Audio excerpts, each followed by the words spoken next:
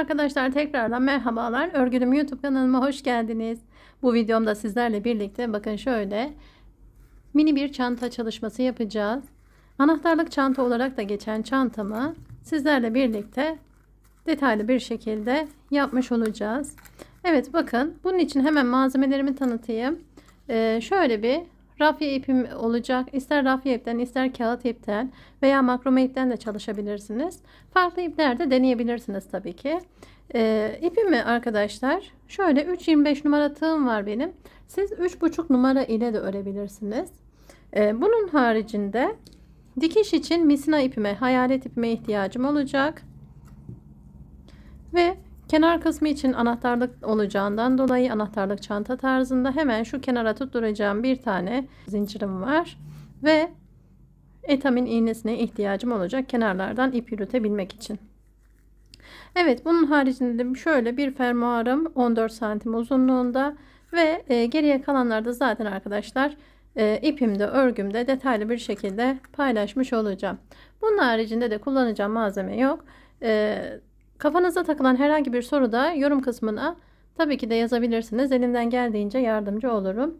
Başlamadan önce de küçük bir hatırlatma yapmak istiyorum. Kanalıma şu an abone değilseniz abone olmayı unutmayın lütfen. Desteklerinizi bekliyorum. Evet, hemen daha fazla uzatmadan isterseniz tarife geçelim. Evet, hemen ipimi alıyorum. Bakın şu şekilde sihirli halka oluşturarak içerisinden geçip şöyle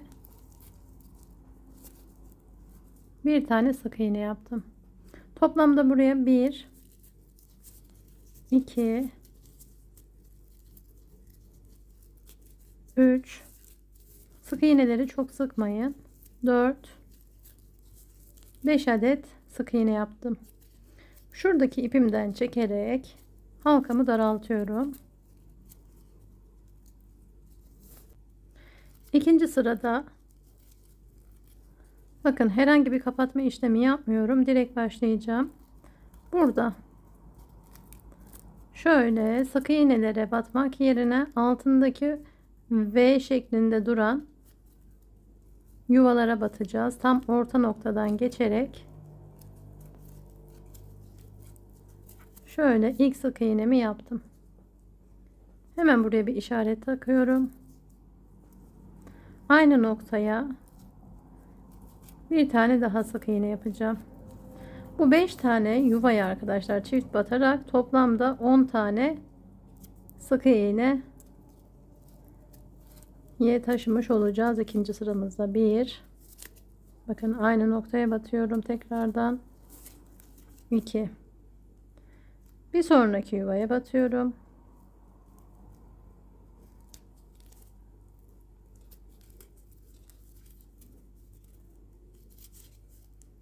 tekrar aynı yuvaya,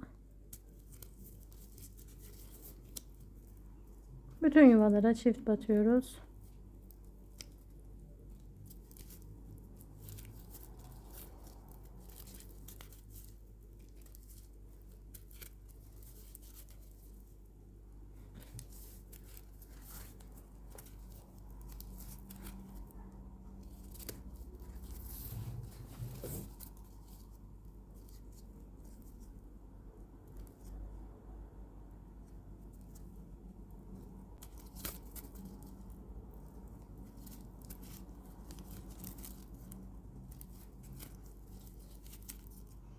Evet, toplamda 1 2 3 4 5 6 7 8 9 10 tane sık iğne yapmış oldum.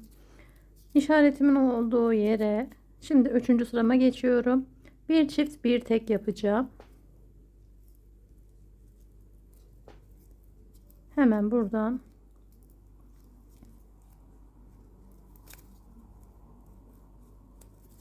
başlangıçta bir çift olarak başlayacağız. 1, aynı yuvaya, 2. Hemen ilk baştakine taktım.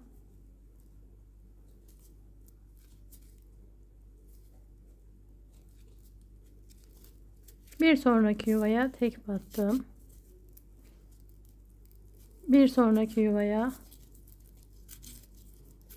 1, aynı yuvaya Bir tane daha. Bir sonraki yuvaya tek batıyorum.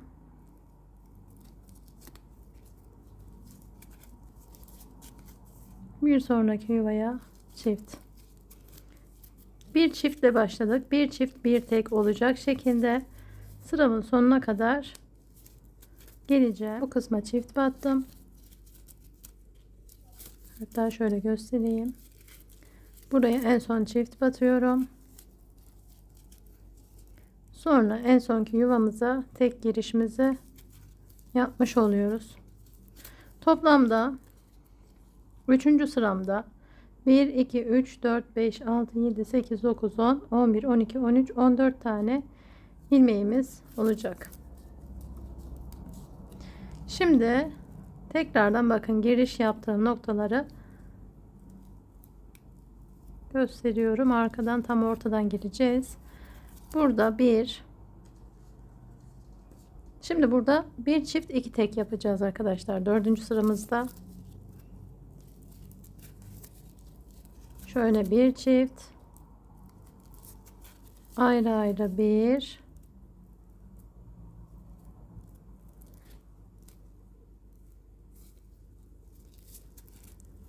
iki tane tek, bir çift yapıyorum tekrardan.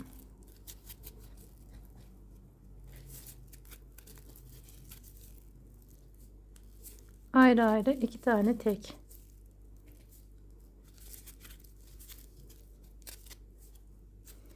Evet, bu şekilde sıra sonuna kadar gelelim. Evet, burada en son iki tane tekimizi sıramın sonunda 4. sıramızda ayrı ayrı yapacağım.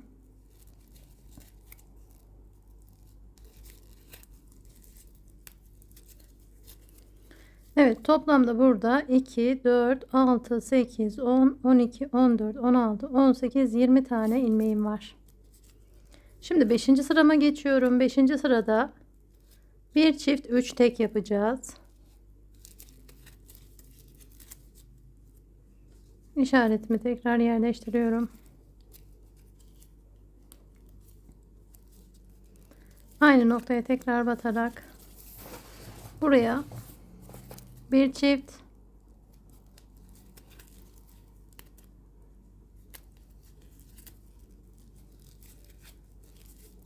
bir iki 3 tane tek,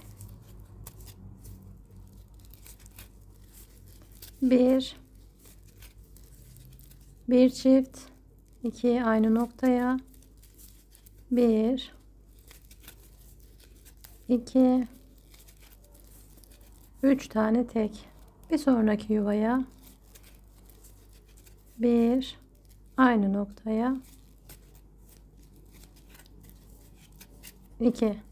Evet, bu şekilde bir çift 3 tekimizi yapalım.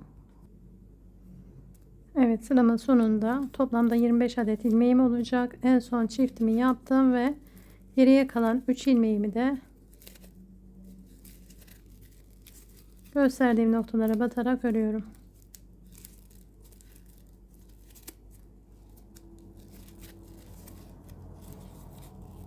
Şu şekilde. Şimdi son sıramıza geçelim. Yani artırmadaki son sıramız. Burada başlangıçta bir çift 4 tane tek yapacağız.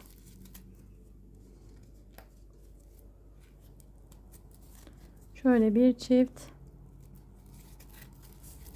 1 2 3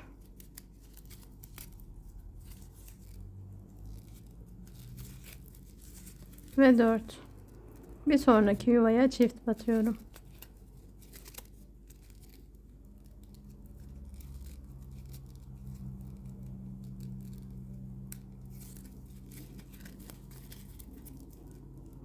Aynı noktaya tekrardan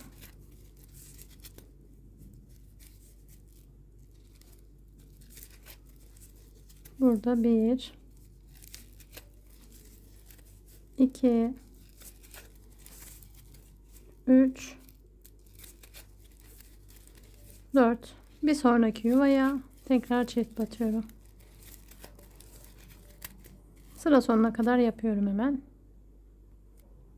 Evet, sıramın sonunda 4 adet tekimi de yerleştireceğim ve toplamda bu sıramda 30 tane ilmeğim olacak. Evet, bu sıradan sonra artık bu 30 ilmeğimi birebir öreceğim.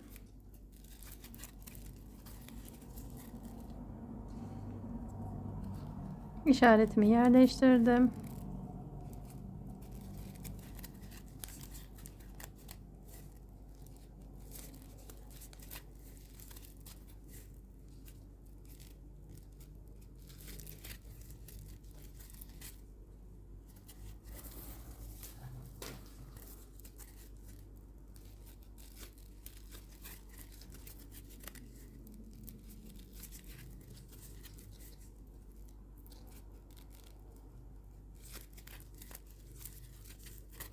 Evet, ilmeklerimi birebir örüp geliyorum. Evet, buradaki 30 ilmeğimi birebir ördüm. Şimdi bu kısımda şöyle bir işlem yapacağız. Bakın, bir tane zincirimi çektim. Hatta bir zincirimi hemen şöyle alıyorum tekrardan. Bu sıramdan sonra işaretimi çıkarıyorum. İşaretimden sonra arkadaşlar toplamda 18 adet ip kaydırma yapacağız. Bakın, buradan başlıyorum. 1 2, hemen şöyle işaret takabilirsiniz.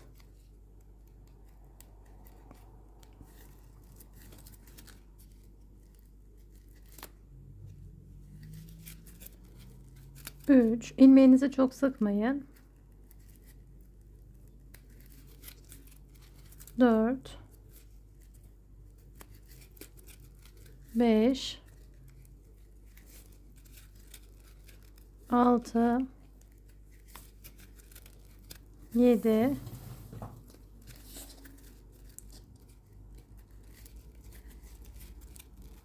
8 9 16 17, şu şekilde 18 adet ilmeğimi kaydırdım. Burada bir tane zincirimi çektim ve çevirdim. Burada şimdi hemen dipteki yuvadan başlayarak, bakın, benden taraftaki kanatları alıyorum. Şöyle. Burada da yine ip kaydırma yapacağız. Aldığım noktayı görüyorsunuz.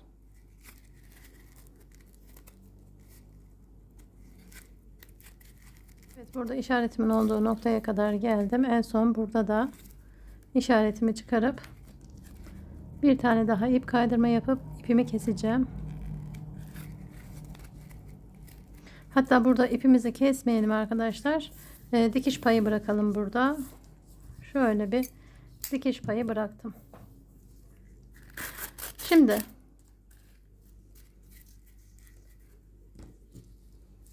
burada hemen etamin iğnemi takıp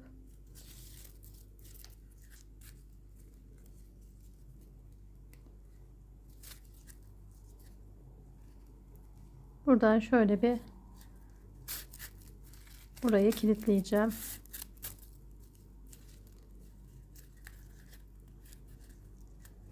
Evet, şimdi bu şekilde bir tane daha aynı parçaya ihtiyacım olacak. Bunun aynı şekilde arkadaşlar birebir, bakın, tekrar ben videoyu uzatmamak için daha öncesinde örmüştüm. Şimdi bu ikisinin birleşiminden önce şöyle bir fermuarım olacak. Bu fermuarımı hemen bu kısma dikmiş olacağım. Fermuarımın boyutu tam 14 santim olacak arkadaşlar. Şimdi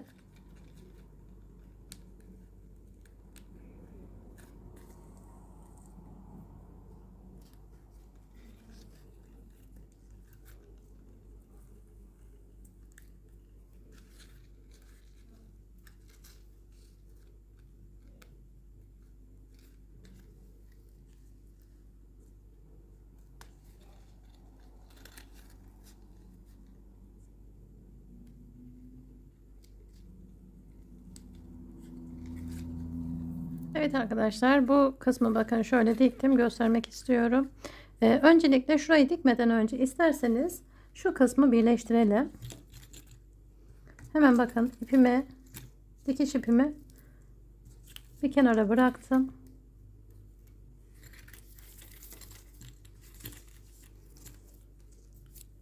Vitamin iğnemi alıyorum.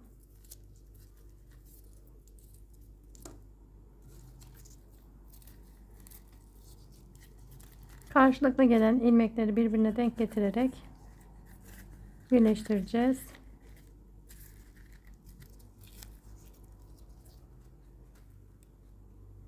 Şimdi bakın.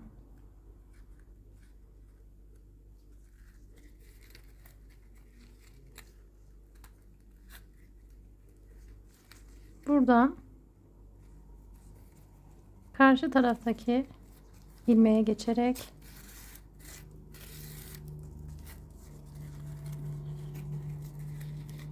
birleştirmemi başlatıyorum. Şimdi bir sonraki yuvadan ve bir sonraki kısımdan bakın ilmekleri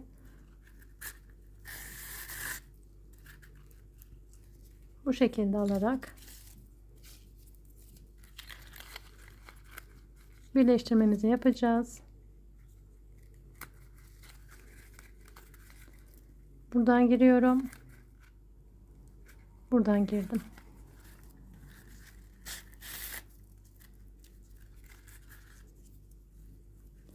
Bir sonraki yuvadan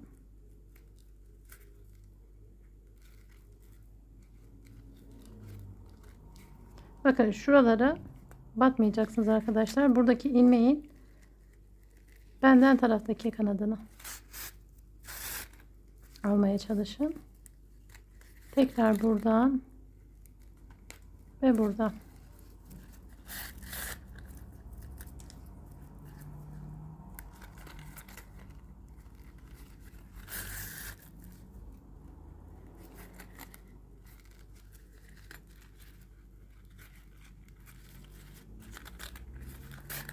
Bakın buranın birleştirmesini yaptım.